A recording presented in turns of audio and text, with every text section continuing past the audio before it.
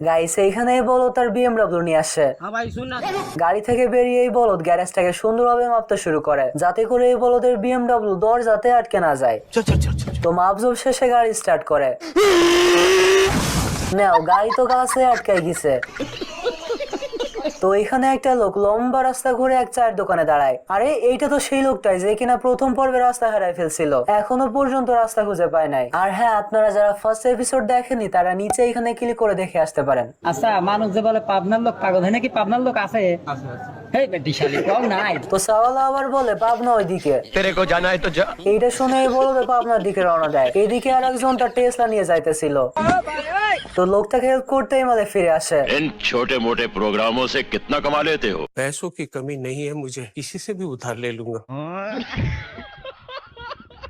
তো যাই হোক, এই বলদে লোকটাকে হেল্প করতে রাজি হয়ে যায় এবং কিছুক্ষণ গাড়িটাকে ঠেলতে স্টার্ট হয়ে যায়।